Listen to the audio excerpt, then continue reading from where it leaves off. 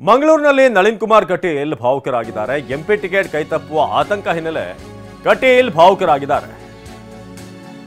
ವರಿಷ್ಠರು ಎಲ್ಲ ಯೋಚನೆ ಮಾಡಿ ಆಯ್ಕೆ ಮಾಡ್ತಾರೆ ಅಂತ ಭಾವುಕರಾಗಿ ಕಟೀಲ್ ಮಾತನಾಡಿದ್ದಾರೆ.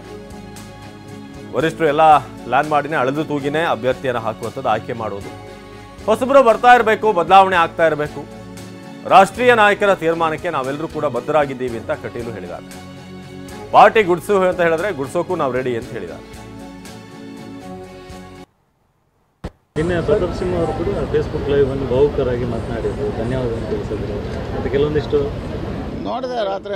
ಏನು ರಾಷ್ಟ್ರೀಯ, ಅದಕ್ಕೆ ಹೇಳಿದೆ, ರಾಷ್ಟ್ರೀಯ ನಾಯಕರು ಯಾವ ತೀರ್ಮಾನ ತಗೊಂಡ್ರು ಪಾರ್ಟಿ ತೀರ್ಮಾನ, ಆ ತೀರ್ಮಾನಕ್ಕೆ ಎಲ್ಲರೂ ಬದ್ಧರಾಗಿರ್ತೇವೆ. ಅದರಲ್ಲಿ ಏನು ಸಹಜವಾಗಿ ಅವಕಾಶಗಳು, ಈಗ ನಮಗೂ 3 ಬಾರಿ ಅವಕಾಶ ಕೊಟ್ಟಿದ್ದಾರೆ. 15 ವರ್ಷ ಕೆಲಸ ಮಾಡಿದ್ದಾರೆ. ಪಾರ್ಟಿ ನಿರ್ಧಾರ ಮಾಡುತ್ತೆ. ಪಾರ್ಟಿ ನಿರ್ಧಾರಕ್ಕೆ ಎಲ್ಲರೂ ಬದ್ಧರಾಗಿರ್ತಾರೆ. ಇಲ್ಲೆಲ್ಲೂ ವ್ಯತ್ಯಾಸಗಳಿಲ್ಲ. ಪಾರ್ಟಿ ನಿರ್ಧಾರಕ್ಕೆ ಎಲ್ಲರೂ ಬದ್ಧರಾಗಿ ಕೆಲಸ ಮಾಡೋರು. ರಾಜ್ಯದಲ್ಲಿ ಕೆಲ ನಾಯಕರನ್ನು ತುಳಿಯುವಂಥ ಕೆಲಸ ಆಗ್ತದೆ. ನಮ್ಮ ಪಾರ್ಟಿಯಲ್ಲಿ ತುಳಿಯುವ ಕೆಲಸ ಅಂತ ನಡೆಯೋದಿಲ್ಲ, ಬೆಳೆಸುವ ಕೆಲಸ ಕಾರ್ಯಗಳಾಗ್ತದೆ. ನೋಡಿ, ನಾನೊಬ್ಬ ಹೇಮರಾಜ್ ಕೇಜ್ ಕಲ್ಚರ್ ಮೀನು ಕೃಷಿಯಲ್ಲಿ 1 ಕೆಜಿನಿಂದ 3.5 ಲಕ್ಷ ಗಳಿಸ್ತಿದ್ದಾರೆ. ನೀವು ಕೂಡ ಅವರಿಂದ ಕಲಿಬೇಕಾ? ಅವ್ರ ಜೊತೆ ವಿಡಿಯೋ ಕಾಲ್ನಲ್ಲಿ ಮಾತಾಡಬೇಕಾ? ಈಗಲೇ ಫ್ರೀಡಮ್ ಆ್ಯಪ್ ಡೌನ್ಲೋಡ್ ಮಾಡಿ. ಸಾಮಾನ್ಯ ಕಾರ್ಯಕರ್ತನಾಗಿದ್ದೆ. ನಾನು ಬಂದಿರತಕ್ಕಂಥದ್ದು ವಿಚಾರಕ್ಕೋಸ್ಕರ, ಸಂಘದ ಕಾರ್ಯಕ್ಕೋಸ್ಕರ ಬಂದಿದ್ದೆ. BJP ಕೆಲಸ ಮಾಡು ಅಂತ ಹೇಳಿದ್ರೆ BJP ಕೆಲಸ ಮಾಡಿದೆ. ಲೋಕಸಭೆಗೆ ನಿಲ್ಲು ಅಂತ ಹೇಳಿದ್ರೆ ಲೋಕಸಭೆಗೆ ನಿಂತೆ. ರಾಜ್ಯಾಧ್ಯಕ್ಷ ಆಗಿದ್ರೆ ಯಾವ ಪಾರ್ಟಿಯಲ್ಲಿ ಒಬ್ಬ ಸಾಮಾನ್ಯ ಕಾರ್ಯಕರ್ತ ರಾಜ್ಯಾಧ್ಯಕ್ಷ ಆಗ. ಹಾಗಾಗಿ ಇಲ್ಲಿ ಯಾರನ್ನೂ ತುಳಿದಿಲ್ಲ. ಅವಕಾಶ ಸಿಕ್ಕಾಗ ನನಗೆ ನ್ಯಾಯ ಸಿಕ್ಕಿದೆ, ಅವಕಾಶ ಸಿಕ್ಕಾಗ ಸಿಗಲಿಲ್ಲ ಅಂತಂದರೆ ಅನ್ಯಾಯ ಆಗಿದೆ ಹೇಳುವ ಹಕ್ಕು ನಮಗಿಲ್ಲ. ಯಾಕಂದರೆ ಪಾರ್ಟಿ ಅದು ಎಲ್ಲರನ್ನೂ ಬೆಳೆಸ್ತಿದೆ. ಪಾರ್ಟಿ ಒಂದು ಸಾರಿ ಯಾರಿಗೂ MP ಸೀಟ್ ಸಿಕ್ಕಿಲ್ಲ, ಯಾರಿಗೂ MLA ಸೀಟ್ ಸಿಕ್ಕಿಲ್ಲ, ಅವನೊಂದು ಕೈ ಬಿಟ್ಟಿದೆ ಅಂತ ಅರ್ಥ ಅಲ್ಲ. ಅವನಿಗೆ ಮುಂದಕ್ಕೆ ಬಹಳಷ್ಟು ಅವಕಾಶಗಳು ಸಿಗ್ಬೋದು. ಕೆಲಸ ಮಾಡು ಅಂತ ಕೊಟ್ಟಿರ್ಬೋದು. ಪಾರ್ಟಿ ಕೆಲಸ ಮಾಡಲಿಕ್ಕೆ ಜನ ಬೇಕಲ್ಲ. ಪಾರ್ಟಿ ಕೆಲಸ ಮಾಡಲಿಕ್ಕೆ ಅವಕಾಶಗಳಿರುತ್ತೆ, ಮಾಡ್ಬೋದು. ರಾಷ್ಟ್ರೀಯ ನಾಯಕರು ಯೋಚನೆ ಮಾಡ್ಕೊಂಡು ಮಾಡ್ತಾರೆ. ಬೇಡಿಕೆ ಇದೆ. ಈಗಾಗಲೇ ನಾವು ಅಶ್ವಿನ್ ವೈಷ್ಣವ್ ಅವರಿಗೆ ಮಾತುಕತೆಯನ್ನು ಮಾಡಿದ್ದೇನೆ ಮತ್ತು ಪತ್ರವನ್ನು ಬರೆದಿದ್ದೇನೆ. ನನಗೆ ವಿಶ್ವಾಸ ಇದೆ, ಬೇಗ ಶೀಘ್ರ ಅದು ವಿಸ್ತರಣೆ ಆಗುತ್ತೆ. ಯಾವುದೇ ಅಸಮಾಧಾನ ಯಾಕ್ರಿ? ನಾವು ಮಾಡೋರು ಸಂಘಟನೆ ಕಾರ್ಯಕ್ಕಾಗಿ ಇರೋರು ನಾವು. ಹಾಗೆ ಯಾವ ಅಸಮಾಧಾನಗಳು ಯಾವುದೇ ಸಂದರ್ಭಗಳಲ್ಲಿ ಇರುವುದಕ್ಕೆ ಸಾಧ್ಯ? ಅದೇ ನಮ್ಮ ಪಾರ್ಟಿ ವಿಶೇಷತೆ ಅದು. ಸಾಮಾನ್ಯ ಕಾರ್ಯಕರ್ತರನ್ನು ಗುರುತಿಸಬೇಕು ಅಂತ ಹೇಳ್ತಕ್ಕಂಥದ್ದು.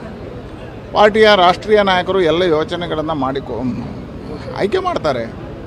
ಸಹಜ, ಅದನ್ನು ನಾನು ಸ್ವಾಗತಿಸ್ತೇನೆ. ನಮ್ಮದು ಇರತಕ್ಕಂಥ ಪರಿಕಲ್ಪನೆಗಳೇನು ಅಂತ ಹೇಳಿದ್ರೆ, ನಿರಂತರವಾಗಿ ಪಾರ್ಟಿ ನಿಂತ ನೀರಾಗಬಾರ್ದು. ಹೊಸೊಬ್ಬರು ಬರ್ತಾ ಇರಬೇಕು, ಚಲಾವಣೆಯಲ್ಲಿ ಇರ್ತಾ ಇರಬೇಕು. ಹಾಗಾಗಿ ಪಾರ್ಟಿ ರಾಷ್ಟ್ರೀಯ ನಾಯಕರು ಏನು ತೀರ್ಮಾನ ತಗೋತಾರೋ ಅದಕ್ಕೆಲ್ಲಕ್ಕೆ ನಾವೆಲ್ಲ ಬದ್ಧರಾಗಿರ್ತೇವೆ. ಯಾರೇ ಆದರೂ ನಮ್ಮ ಗುರಿ ಇರ್ತಕ್ಕಂಥ ನರೇಂದ್ರ ಮೋದಿಯವರು ಮತ್ತೆ ಪ್ರಧಾನಿ ಆಗಬೇಕು, ಭಾರತೀಯ ಜನತಾ ಪಾರ್ಟಿ ಗೆಲುವಾಗಬೇಕು. ರಾಷ್ಟ್ರೀಯ ನಾಯಕರ ಯೋಚನೆಗೆ ಬದ್ಧರಾಗಿ ಕೆಲಸ ಮಾಡೋರು ನಾವೆಲ್ಲ. ಹಾಗಾಗಿ ಪಾರ್ಟಿ ಏನು ಹೇಳುತ್ತೆ ಆ ಕೆಲಸ ಮಾಡೋರು. ಗುಡಿಸೋ ಹೇಳಿದ್ರೆ ಗುಡಿಸೋರು, ಹೊಡೆಸೋರು. ಪಾರ್ಟಿ ಕೆಲಸ ಮಾಡಲಿಕ್ಕೆ ಇರೋರು ನಾವು. ಅಧಿಕಾರವೇ ಪ್ರಾಮುಖ್ಯ ಅಲ್ಲ ಪಾರ್ಟಿ. ಹಾಗೆ ರಾಷ್ಟ್ರೀಯ ನಾಯಕರುಗಳ ಚಿಂತನೆಗಳೇನಿರ್ತದೆ, ಯಾವ ರೀತಿಯಲ್ಲಿ ಹೇಗೆ ಬದಲಾವಣೆ ಮಾಡಬೇಕು, ಏನು ಮುಂದಕ್ಕೆ ಯೋಚನೆ ಮಾಡ್ತಾರೆ ಅವರು.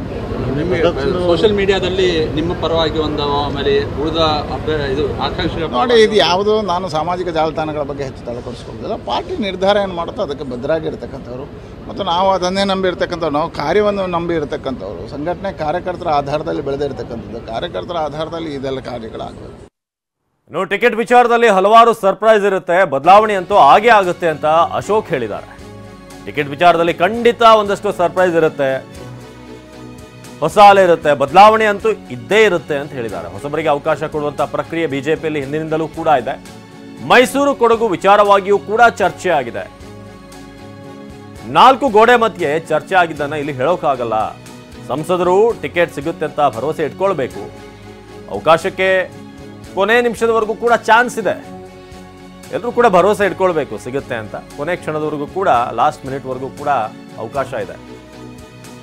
ಜೊತೆಗೆ ನಾನು ಯದುವೀರ್ ಅವ್ರನ್ನ ಸಂಪರ್ಕ ಮಾಡಿಲ್ಲ ಅಂತ ಕೂಡ ಅಶೋಕ್ ಹೇಳಿದ್ದಾರೆ.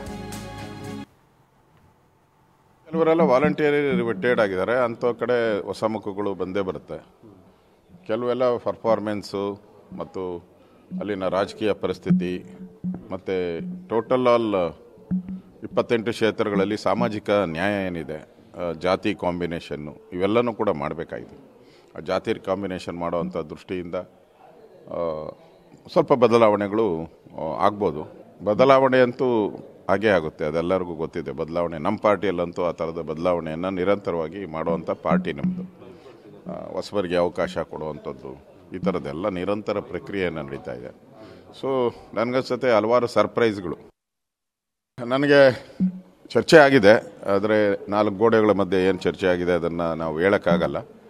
ಸೊ ನಾವು ಎಲ್ಲರೂ ಯಾರ್ಯಾರು ಸಿಟ್ಟಿಂಗ್ MP ಇದ್ದಾರೆ ಅವರೆಲ್ಲರೂ ಕೂಡ ಭರವಸೆ ಇಟ್ಕೊಂಡು ಕೆಲಸ ಮಾಡಬೇಕು. ಟಿಕೆಟ್ ಸಿಗುತ್ತೆ ಅಂತ ಭರವಸೆ ಇಟ್ಕೊಂಡು ಕೆಲಸ ಮಾಡಬೇಕು. ಉಳಿದಿದ್ದು ಕೇಂದ್ರದ ನಾಯಕರು ಏನು ತೀರ್ಮಾನ ಮಾಡ್ತಾರೋ ಅದು ಫೈನಲ್. ಭರವಸೆ ಅಂತೂ ಇಟ್ಕೊಬೇಕು. ಹೀಗೆ ಯಾರನ್ನು ಕೂಡ ವ್ಯತ್ಯಯ ಪಡೋದಾಗಲಿ ಇದಾಗಲಿ ಮಾಡೋ ಅಂಥದ್ದು. ಯಾಕಂದರೆ ಕೊನೆ ಮಿನಿಟ್ವರೆಗೂ ಅವಕಾಶಕ್ಕೆ ಚಾನ್ಸಸ್ ಇದೆ. ಅದಷ್ಟು ಇಲ್ಲ, ನನಗೆ ಗೊತ್ತಿಲ್ಲ. ನಾನಂತೂ ಯದುವೀರವ್ರನ್ನ ಸಂಪರ್ಕ ಮಾಡಿಲ್ಲ. ನಾನು ಯದುವೀರವ್ರನ್ನ ಸಂಪರ್ಕ ಮಾಡಿಲ್ಲ, ಫೋನಲ್ಲೂ ಕೂಡ ಮಾತಾಡಿಲ್ಲ. ಸಂಸದ ಹೆಗಡೆ ಹೇಳಿಕೆಗೂ ಬಿಜೆಪಿಗೂ ಸಂಬಂಧ ಇಲ್ಲ. ಹೆಗಡೆ ಹೇಳಿಕೆ ಸಂಬಂಧ ವರಿಷ್ಠರು ತೀರ್ಮಾನ ಮಾಡ್ತಾರೆ ಅಂತ ದೆಹಲಿಯಲ್ಲಿ ವಿಪಕ್ಷ ನಾಯಕ ಅಶೋಕ್ ಹೇಳಿದ್ದಾರೆ. ಸಂಸದ ಅನಂತಕುಮಾರ್ ಹೆಗಡೆ ಸಂವಿಧಾನ ವಿಚಾರವಾಗಿ ಕೊಟ್ಟಿರುವಂತಹ ಸ್ಟೇಟ್ಮೆಂಟ್ ಸಂಬಂಧಪಟ್ಟ ಹಾಗೆ ಅದಕ್ಕೂ ಬಿಜೆಪಿಗೂ ಸಂಬಂಧ ಇಲ್ಲ. ಅವ್ರು ಏನು ಹೇಳಿದ್ದಾರೆ ಅದಕ್ಕೆ ವರಿಷ್ಠರು ತೀರ್ಮಾನ ಮಾಡ್ತಾರೆ. ಸಂವಿಧಾನ ಬದಲಿಸಲ್ಲ ಅಂತ ಪ್ರಧಾನಮಂತ್ರಿ ಹೇಳಿದ್ದಾರೆ. ಇದು ದೆಹಲಿಯಲ್ಲಿ ವಿಪಕ್ಷ ನಾಯಕ ಅಶೋಕ್ ಈ ಬಗ್ಗೆ ಮಾತನಾಡಿದ್ದಾರೆ. ನಾವು ಸಂವಿಧಾನವನ್ನ ಗೌರವಿಸ್ತೇವೆ ಅಂತ ಕೂಡ ಅಶೋಕ್ ಹೇಳಿದರು. ಅನಂತಕುಮಾರ್ ಹೆಗಡೆ ಹೇಳಿಕೆ ಅದು ಅವರ ವೈಯಕ್ತಿಕವಾದಂಥ ಹೇಳಿಕೆ.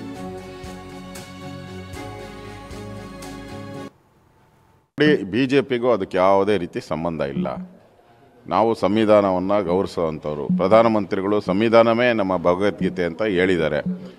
ಮತ್ತು ಅಂಬೇಡ್ಕರ್ ಅವರ ಏನು 5 ಪಂಚ ಕೇಂದ್ರಗಳಿದೆ ಭಕ್ತಿ, ಅವೆಲ್ಲವನ್ನು ಪುನಃ ಅದಕ್ಕೆಲ್ಲ ರೂಪ ಕೊಟ್ಟಂಥವರು ಸನ್ಮಾನ್ಯ ನಮ್ಮ ಪ್ರಧಾನಮಂತ್ರಿಗಳು. ಆ ದೃಷ್ಟಿಯಿಂದ ಅವರು ಅನಂತಕುಮಾರ್ ಹೆಗಡೆ ಅವರು ಏನು ಕೊಟ್ಟಿದ್ದಾರೆ ಅವ್ರಿಗೆ ಸಂಬಂಧಪಟ್ಟಿದ್ದು, ಅದಕ್ಕೂ ಪಾರ್ಟಿಗೂ ಸಂಬಂಧ ಇಲ್ಲ. ನಾವು ಸಂವಿಧಾನವನ್ನು ಗೌರವಿಸ್ತೀರಿ. ಇದ್ರ ಬಗ್ಗೆ ನಮ್ಮ ಕೇಂದ್ರೀಯ ನಾಯಕರು ತೀರ್ಮಾನವನ್ನು ಆದಷ್ಟು ಶೀಘ್ರವಾಗಿ ತೆಗೆದುಕೊಳ್ತಾರೆ. ನೋಡಿ.